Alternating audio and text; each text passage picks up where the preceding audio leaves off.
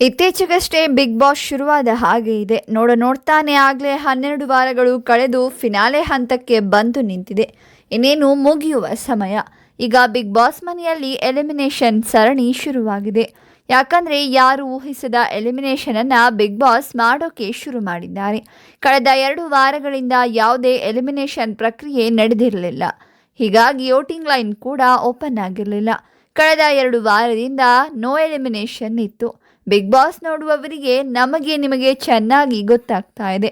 ಆದರೆ big boss ಮನೆಯೊಳಗೆ ಇರೋ ಯಾವ ಸ್ಪರ್ಧಿಗೂ ಇದರ ಸುಳಿವು ಇರಲಿಲ್ಲ. ಹೀಗಾಗಿ ಈ ವಾರ ಯಾರು ಹೊರಗೆ ಹೋಗ್ತಾರೆ, ಯಾರು ಎಲಿಮಿನೇಟ್ ಆಗ್ತಾರೆ ಅಂತ ಕಳೆದ 2 ವಾರವೂ ಸ್ಪರ್ಧಿಗಳು ಆತಂಕದಿಂದ ಕಳೆದಿದ್ರು. ಈ ಟೆನ್ಷನ್ ಈ ವಾರವೂ ಕಂಟಿನ್ಯೂ ಆಗಿದೆ. ಕಳೆದ ವಾರ ಡಬಲ್ ಎಲಿಮಿನೇಷನ್ ಶಾಕ್ ಕೊಟ್ಟಿದ್ದಾರೆ. ಮಾಳು ಹೊರ ಹೋಗಿರೋದು ಬಿಗ್ ಬಾಸ್ ಮನೆಯಲ್ಲಿರೋ ಬಹುತೇಕರಿಗೆ ಅಂಥದ್ದೇನೂ ಶಾಕ್ ಆಗಿಲ್ಲ.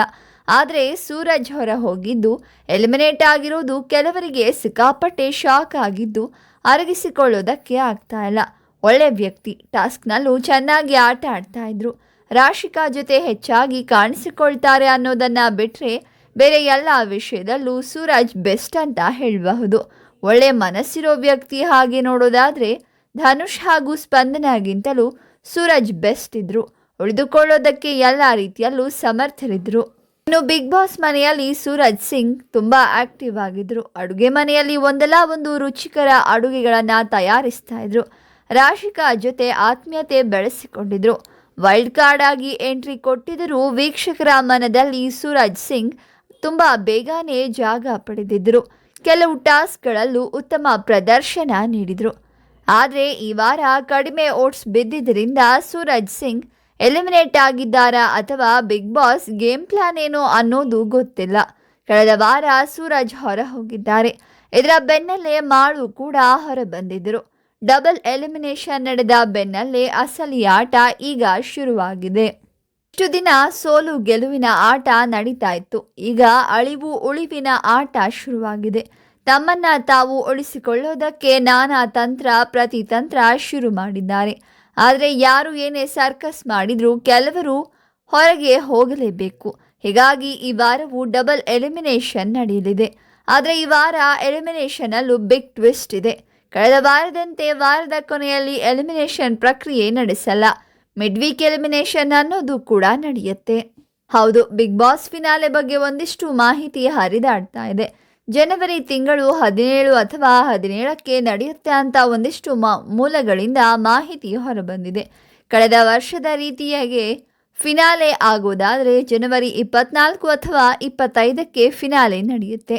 ಜನವರಿ 24 ಮತ್ತು 25 ಶನಿವಾರ ಭಾನುವಾರ, ಸೋಮವಾರ ಗಣರಾಜ್ಯೋತ್ಸವ, ಜನರಿಗೆ ಸರಣಿ ರಜೆ ಇರುತ್ತೆ. ಹೀಗಾಗಿ ಈ ಸಮಯದಲ್ಲಿ ಫಿನಾಲೆ ಮಾಡಿದರೆ ಜನರಿಗೆ ಹೆಚ್ಚು ರೀಚ್ ಆಗಬಹುದು ಅನ್ನೋದರ ಬಗ್ಗೆಯೂ ಚರ್ಚೆ ನಡೀತಾ ಇದೆ. ಹೀಗಾಗಿ 2 ಡೇಟ್ನಲ್ಲೇ ಬಿಗ್ ಬಾಸ್ ಫಿನಾಲೆ ನಡೆಯೋದು ಪಕ್ಕ. ಈ ಬಗ್ಗೆ ಈ ವಾರದ ಕೊನೆಯಲ್ಲಿ ಕಿಚ್ಚ ಸುದೀಪ್ ಅವರೇ ಘೋಷಣೆ ಮಾಡಲಿದ್ದಾರೆ. ಈ ಎಲ್ಲ ಬೆಳವಣಿಗೆ ಮಧ್ಯೆ ಎಲಿಮಿನೇಷನ್ ಅನ್ನೋ ದೊಡ್ಡ ಆತಂಕ ಕೂಡ ಇದೆ. ಬಿಗ್ ಬಾಸ್ ಫಿನಾಲೆ ನಡೆಯೋದಕ್ಕೆ ಇಲ್ಲ ಅಂದರೂ 2 ರಿಂದ 3 ವಾರ ಇದೆ. 3ನೇ ವಾರ ಫಿನಾಲೆ ನಡೆಯುತ್ತೆ.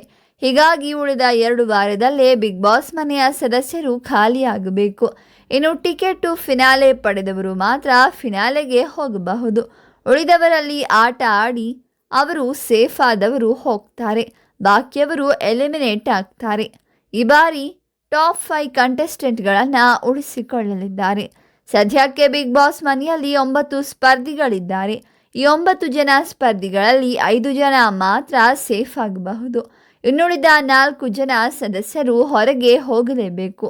ಅದು ಕೂಡ 2 ವಾರಗಳಲ್ಲಿ. ಈ 2 ವಾರದಲ್ಲಿ 4 ಸ್ಪರ್ಧಿಗಳು ಅಂದರೆ ಮಿಡ್ ವೀಕ್ ಎಲಿಮಿನೇಷನ್ ಮತ್ತು ವೀಕೆಂಡ್ ಎಲಿಮಿನೇಷನ್ ಮೂಲಕ ಆಚೆ ಹೋಗಬಹುದು. ಇಲ್ಲ ಒಟ್ಟಿಗೆ ಈ ಬಾರಿಯೂ ಕೂಡ ಹಾಗೇನೆ ಡಬಲ್ ಎಲಿಮಿನೇಷನ್ ನಡೀಬಹುದು. ಹೀಗಾಗಿ ಆದಷ್ಟು ಬೇಗ ಎಲಿಮಿನೇಷನ್ ಪ್ರಕ್ರಿಯೆ ಆರಂಭವಾಗುವ ಸಾಧ್ಯತೆ ತುಂಬ ಇದೆ. ಆದರೆ ಈ ವಾರ ಮಿಡ್ ವೀಕ್ ಎಲಿಮಿನೇಷನ್ ನಡೆಯಲಿದೆ. ಬುಧವಾರ ಅಥವಾ ಗುರುವಾರ ಮಿಡ್ ನೈಟ್ ಎಲಿಮಿನೇಷನ್ ನಡೆಯಲಿದ್ದು ಸ್ಪಂದನ ಅಥವಾ ಧ್ರುವಂತ್ ಬಿಗ್ ಬಾಸ್ ಮನೆಯಿಂದ ಎಲಿಮಿನೇಟ್ ಆಗಲಿದ್ದಾರೆ. ಈ ಸೀಸನ್ 12ರ ಎಲಿಮಿನೇಷನ್ ಪ್ರಕ್ರಿಯೆ ನೋಡ್ತಾ ಇದ್ರೆ ಈ ವಾರ ಆಲ್ಮೋಸ್ಟ್ ಧ್ರುವಂತ್ ಎಲಿಮಿನೇಟ್ ಆಗುವ ಎಲ್ಲ ಸಾಧ್ಯತೆ ಇದೆ.